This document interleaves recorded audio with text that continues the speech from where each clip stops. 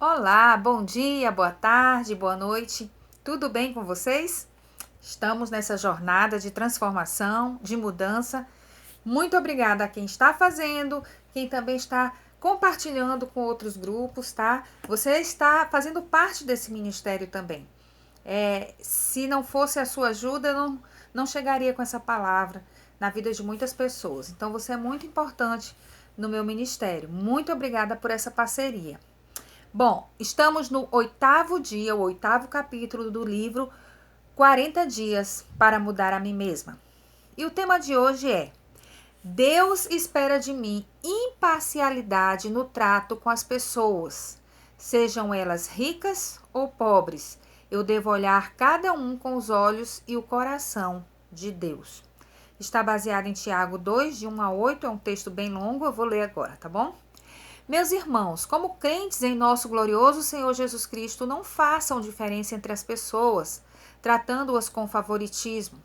Suponham que na reunião de vocês entre um homem com anel de ouro e roupas finas e também entre um homem pobre com roupas velhas e sujas. Se vocês derem atenção especial ao homem que está vestido com roupas finas e disserem: aqui está um lugar apropriado para o Senhor, mas disserem ao pobre: vá, fique em pé ali, ou sente-se no chão, junto ao estrado onde ponho os meus pés. Não estarão fazendo discriminação, fazendo julgamentos com critérios errados? Ouçam, meus amados irmãos, não escolheu Deus os que são pobres aos olhos do mundo para serem ricos em fé e herdarem o reino que ele prometeu aos que o amam? Mas vocês têm desprezado o pobre. Não são os ricos que oprimem vocês? Não são eles os que os arrastam para os tribunais? Não são eles que difamam o bom nome que sobre vocês foi invocado?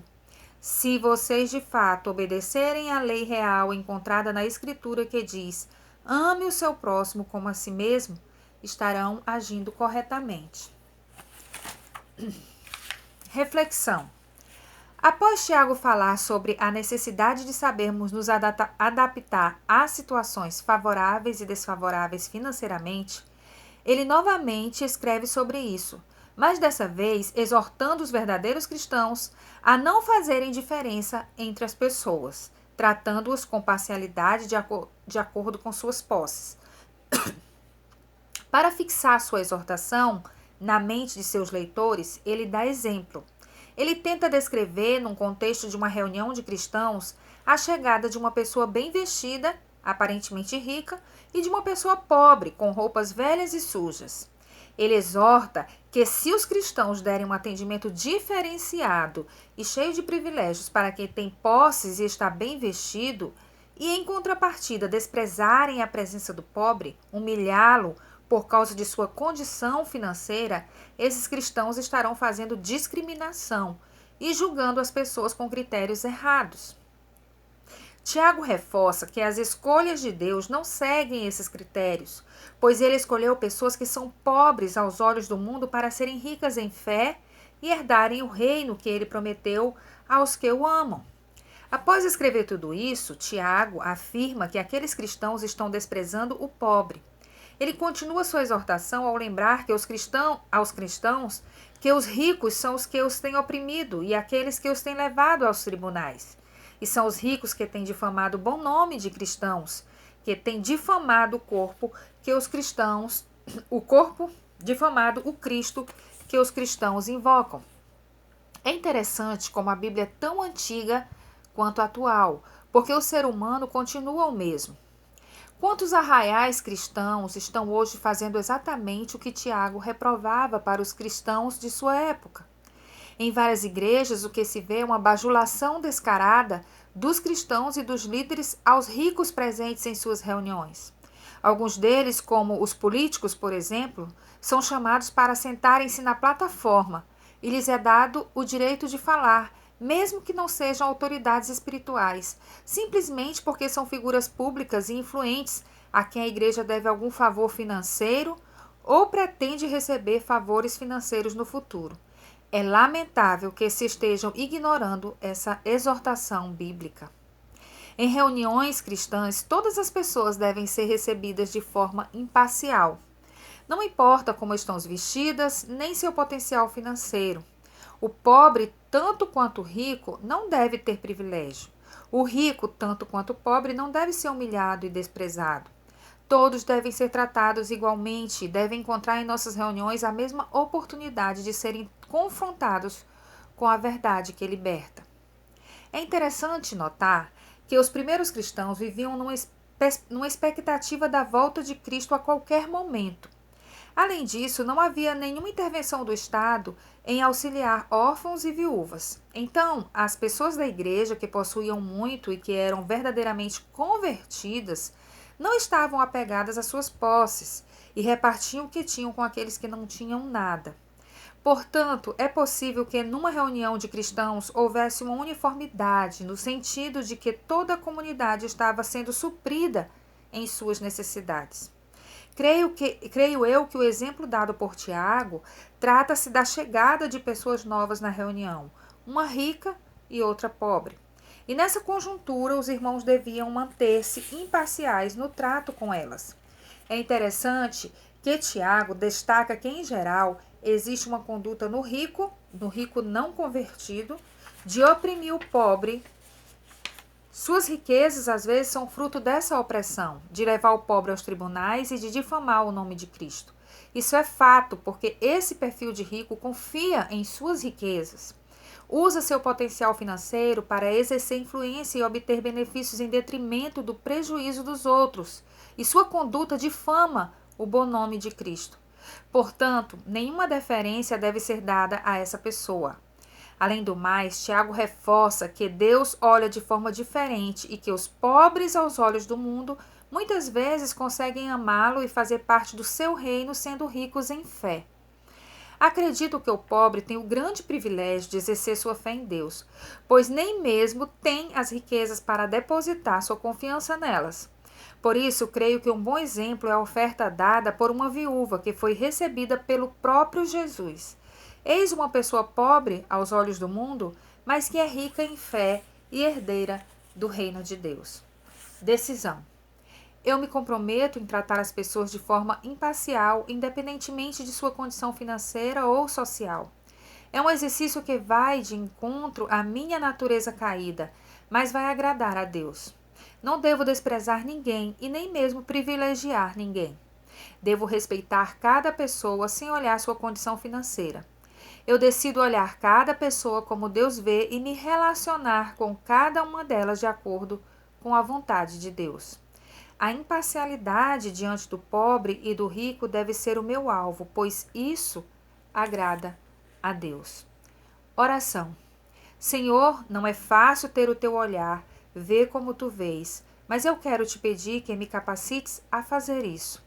Mostra-me o teu coração diante das pessoas para que eu possa enxergá-las segundo os teus critérios. Não quero fazer acepção de pessoas e nem tratar os outros com parcialidade. Ensina-me os teus critérios, conduz todo o meu ser para uma conduta correta aos teus olhos, mesmo que eu desagrade as pessoas. Não permita que eu seja bajuladora de quem pode me trazer benefícios e que eu despreze quem precisa da minha ajuda. Não quero apenas que o meu comportamento mude, quero que os meus olhos e o meu coração sejam também transformados. Assim eu saberei que a essência foi mudada e não só aquilo que os outros podem ver. Experiência. Não vou desistir de me deixar ser transformada por Deus. Às vezes, permitimos que pequenos obstáculos nos impeçam de prosseguir. A minha filha, que hoje tem 13 anos, tirou uma nota baixa em ciências. E aí ela me disse: "Mãe, eu acho que vou desistir de ser médica." Eu lhe perguntei o motivo. Ela disse: "Porque eu tirei uma nota dessas em ciências." Essa conversa me lembrou de quantas vezes eu desisti de algo porque um obstáculo tão pequeno atravessou o meu caminho. Uma nota baixa numa prova de ciências no 8º ano não deveria ter poder de sentenciar um futuro brilhante na carreira médica. Mas a verdade é que costumamos olhar para as dificuldades atuais com lentes de aumento e ainda assim achar que elas são eternas. Eu não quero mais dar importância às notas baixas do presente. Eu quero olhar com firmeza para o meu alvo e caminhar em direção a ele, superando as notas baixas e não deixando que elas me paralisem. Hoje também tive uma experiência interessante.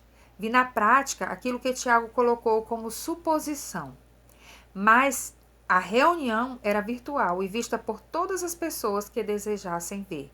Vi o tratamento de alguém em relação a uma família muito rica. Ela postou foto da família dizendo que era uma família linda e cheia de amor. Mas quem conhece sabe como essa família foi formada, literalmente destruindo outra. Se fosse uma família pobre, talvez não tivesse muitas curtidas e nenhum elogio, pois estaria vivo o adultério descarado do casal na memória de todos. Porém, o casal tem dinheiro e é influente.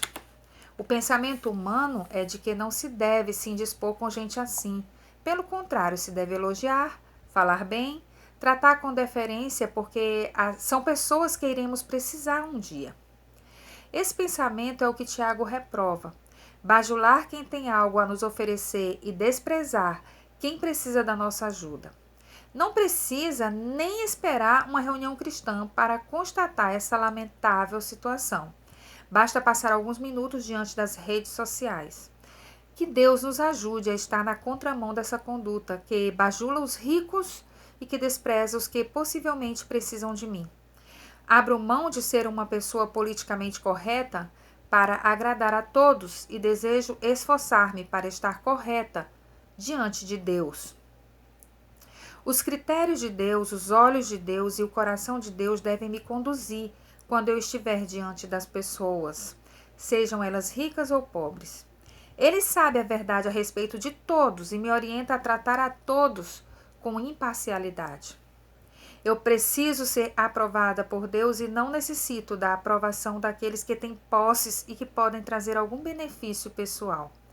Não quero perder o benefício de ser fiel a Cristo e a sua palavra em troca de bajular seres humanos por causa de sua condição financeira ou social. Quero ser rica em fé e herdeira do reino de Deus, mesmo que por causa da minha decisão eu seja vista por todos como antissocial, politicamente incorreta. Quero estar correta diante de Deus e isso basta. Amém? Terminamos agora o capítulo 8 e vamos para as nossas perguntas, tá? Primeiro, olhe com sinceridade para o seu coração e responda: você já agiu com parcialidade por causa da aparência e posse das pessoas? Exemplifique. 2. Na sua opinião, por que é tão difícil sermos imparciais no trato com as pessoas? 3. Em geral, como a igreja brasileira tem tratado o rico e o pobre? 4. A Bíblia nos ensina uma nova forma de ver o mundo e as pessoas. Em que sentido você precisa ser corrigido por ela hoje? 5. Existe um evangelho que diz que riqueza é sinônimo de bênção e que se temos um Deus rico e abençoador, precisamos nos esforçar para sermos pessoas ricas e só assim vamos manifestar a presença de Deus. De acordo com a palavra de Deus, o que você acha disso? 6. Tiago fala de pessoas pobres aos olhos do mundo, mas ricas em fé e herdeiras do reino de Deus. Você é testemunho disso? Você conhece pessoas assim? Explique. 7. Em que você foi mais desafiado no conteúdo deste capítulo? 8. Qual o seu compromisso a partir do que você descobriu que deve ser, fazer ou deixar de ser ou fazer? 9. Escreva uma oração para Deus. E 10. Se tiver em grupo, ore junto uns com os outros, pedindo que Deus haja na vida de cada um, fazendo as mudanças necessárias do ponto de vista dele. Eu espero que esteja sendo muito útil para a sua vida com Deus, para a sua vida, para o seu ministério, para o grupo que você se reúne, tá bom? Que essas perguntas possam realmente ser respondidas com calma, com reflexão. E a minha oração é que Deus fale com você assim como Ele falou comigo. E para você que já tem Jesus, você já é abençoado com toda sorte de bênçãos. Deus já te abençoou. Ele não pode te abençoar mais do que aquilo que Ele já fez. O que Ele já fez foi suficiente para a eternidade. Até o próximo vídeo.